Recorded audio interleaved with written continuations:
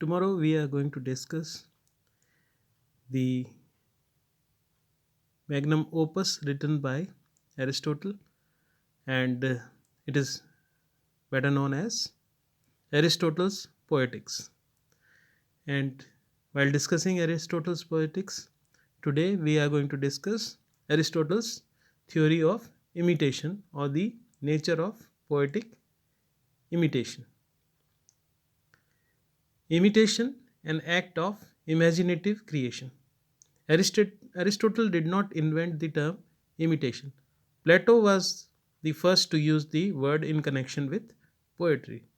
But Aristotle breathes into it a new and definite meaning, so that poetic imitation no longer remains a mere mimicry, a mere act of servile copying, but becomes an act of imaginative creation which the poet, drawing his material from the phenomenal world, makes something new out of it.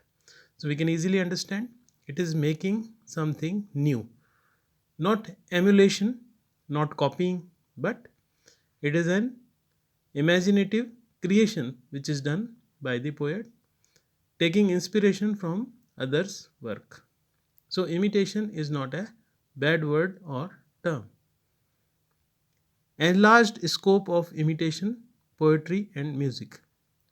In Aristotle's view, it is the principle of imitation which unites poetry with other fine arts. Imitation is the common basis of all the fine arts, and it is this fact of imitation which differentiates the fine arts from the other category of arts, that is, useful arts.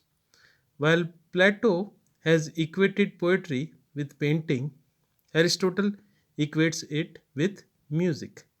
So there lies a difference between the theory outlined by Plato and the theory outlined by Aristotle. While Plato equated poetry with painting, another form of art, while Aristotle equates it with music. It no longer remains a mere servile representation of the surface or the appearance of things, but in his theory, it becomes a representation of the passions and emotions of men, which are also imitated by music. Thus, Aristotle, by his theory, enlarged the scope of imitation. As Boucher points out, human actions are prompted by passions, forces at work within, and to imitate man in action is also an imitation of these determining factors. Hence, the poet imitates not the surface of things but the higher reality embedded within. This is the assertion made by Butcher, that human actions are prompted by passion, forces at work within, and to imitate man in action. It is also an imitation of these determining factors. Hence, the poet imitates not the surface of things but higher reality embedded within. So, imitation is not superficial.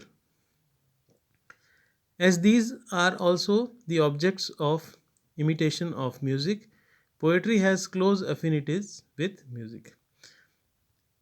We can say that when Aristotle equated poetry with music, he wants to draw some parallels between them. He wants to make his point clear in this particular thing, that he wants to join poetry with music.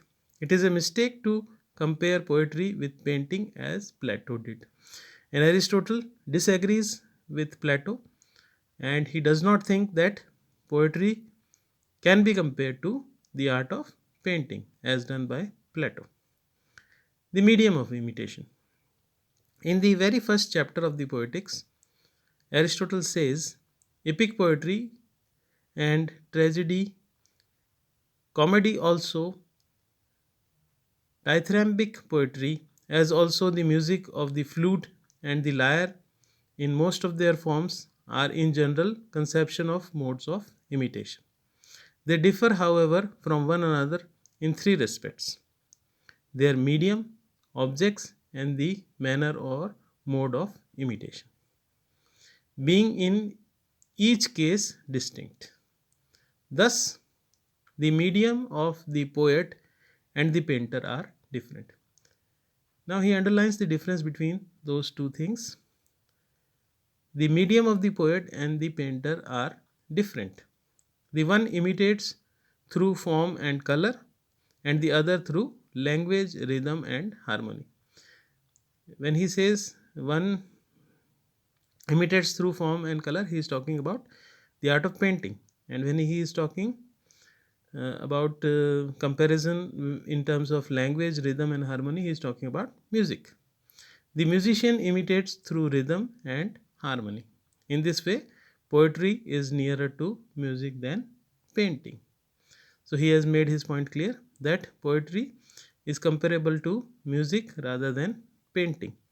Further, the manner of a poet may be purely narrative, as in the epic or representation through action.